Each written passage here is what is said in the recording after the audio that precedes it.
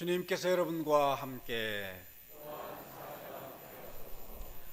성마테오가 전한 거룩한 복음입니다. 주님께 영광을 드립니다.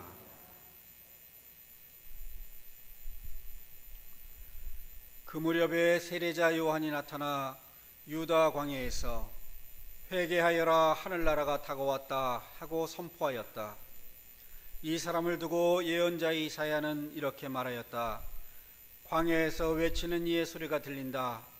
너희는 주의 길을 닦고 그의 길을 고르게 하여라.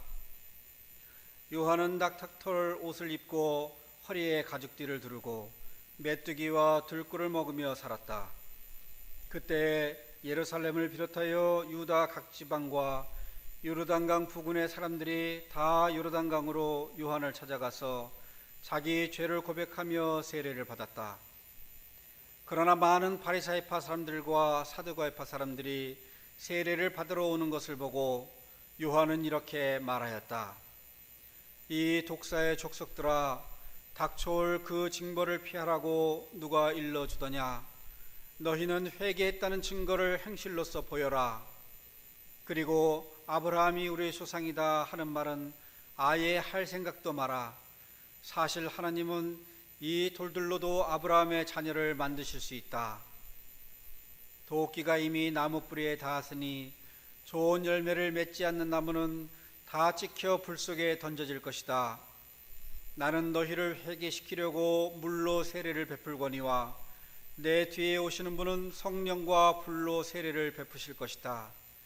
그분은 나보다 훌륭한 분이어서 나는 그분의 신발을 들고 다닐 자격조차 없는 사람이다.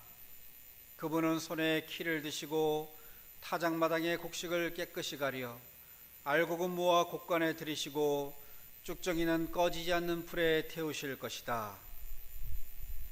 주님의 복음입니다. 자리에 편히 앉으시기 바랍니다.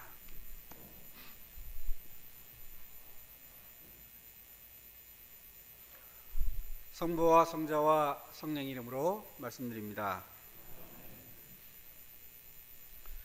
제가 예전에 대림절이 되면 대림절을 맞이해서 앞으로 이렇게 살아야겠다 하고 다짐을 하는 기도를 했습니다. 그래서 주님, 이제 대림절을 지내고 성탄절이 되면 예수님께서 제 안에 오심을 믿고 제가 이제 새롭게 변화되어서 정말 하나님의 자녀답게 살아보겠습니다 하고 이제 몇 가지 각오들을 딱 해서 해놔요. 네. 잘 지켜질까요? 하다 보면 이상하게 또 그게 안 지켜져서 꼭 죄를 짓게 돼요. 그러면 급하게 다시 기도를 해요. 주님, 대단히 죄송한데요, 제가 1월 1일부터는 새롭게 다시 살겠습니다. 약속을 지키겠습니다. 또 안 지켜져요. 그러면 얼로 미립니까? 이제 설날로 미뤄요. 주님, 새해가 남았잖아요. 설날에 꼭 제가 드린 약속 지키면서 앞으로 그렇게 살겠습니다. 이렇게 각오를 해요. 그러면서 늘 생각이, 야, 우리 믿는 사람들은 3번의 기회가 있구나. 이 3번의 기회를 놓치지 말아야 된다. 이렇게 생각을 하면서 새롭게 마음을 가다듬은 적이 있습니다. 우리 교회력으로 새해가 시작되는 대림절이 되면 무언가 결단을 해야지 이렇게 생각을 합니다. 우리는 늘상 하느님 앞에서 잘못을 하고 또 늘상 회개를 하면서 점점 변화되어 가는 것을 느끼게 됩니다. 살아있는 모든 생명들이 변화가 있듯이 영적으로 살아있는 우리들 또한 날로 새로워지고 하나님의 심성과 일치되기 위해서 기도하고 노력을 합니다. 저는 항상 말씀드리기를 하나님의 말씀은 쉽게 이해할 수 있다고 그렇게 말씀을 드립니다. 오죽하면 예수님께서는 당시의 비유를 들어서 제대로 배우지 못한 이들까지도 알아듣기 쉽게 말씀을 해주셨습니다. 성서의 말씀을 가만히 보면 이해하기 어려운 것이 아니라 그대로 행하기가 어려운 것입니다. 하느님께서 주신 십계명이 이해하기 어렵다는 분은 아마도 없으실 겁니다. 예수님께서는 그 십계명도 복잡해서 2계명으로 풀어주셨습니다. 하느님을 공경하여 섬기고 이웃을 내 몸과 같이 사랑하라, 이렇게 풀어서 가르쳐 주셨습니다. 이 말씀이 어려우신가요? 우리가 일상생활에서 이 말씀을 실천하여 살아가기가 어려운 것이지 하나님의 말씀이 어려운 것은 아닙니다.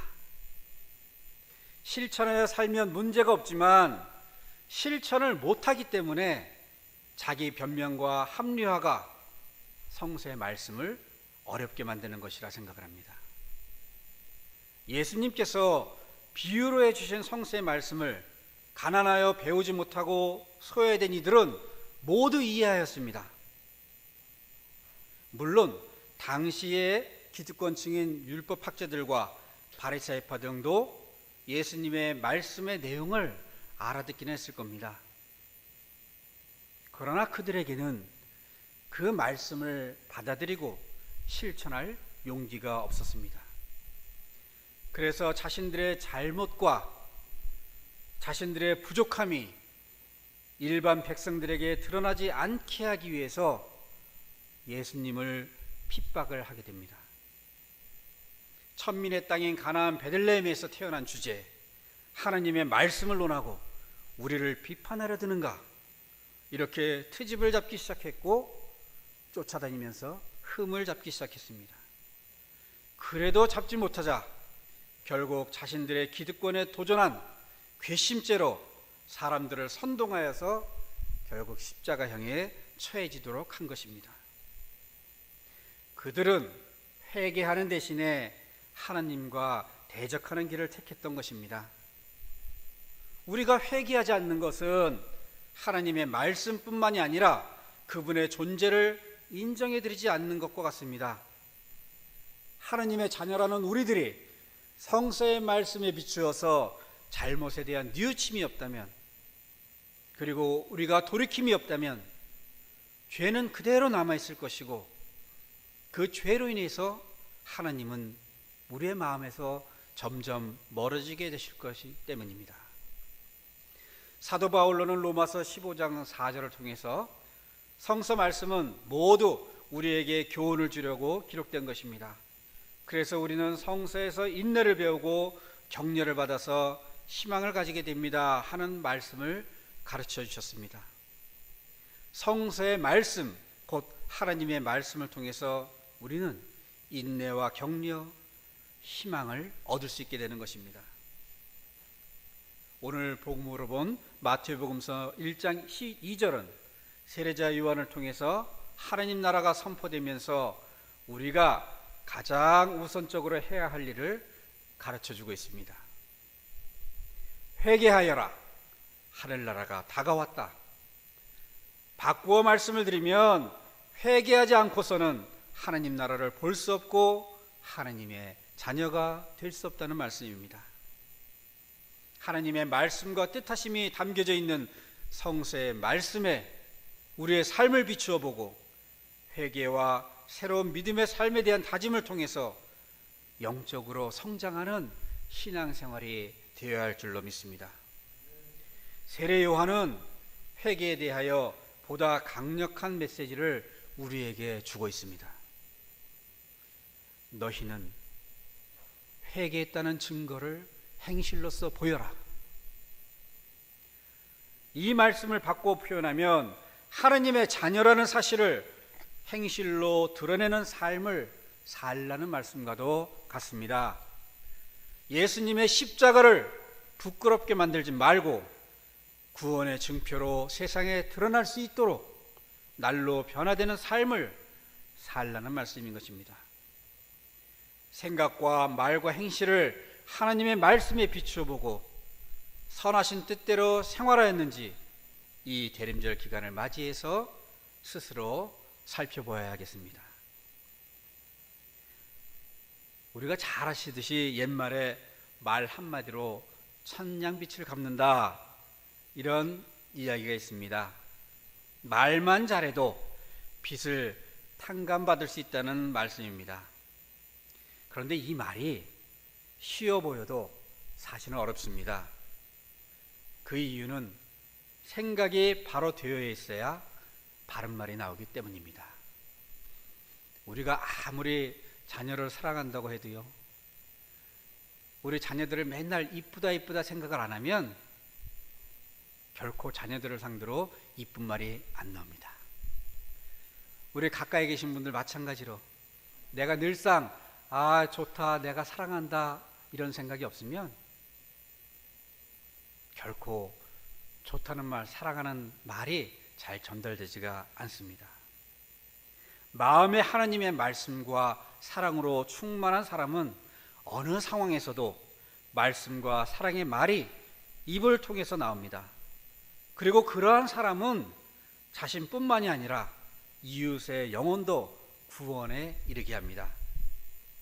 그러나 마음이 새 속에 찌들어 있는 사람은 아무리 말을 아름답게 꾸민다 하더라도 결국은 자신뿐만 아니라 이웃의 영혼도 죄에 물들게 하는 것입니다.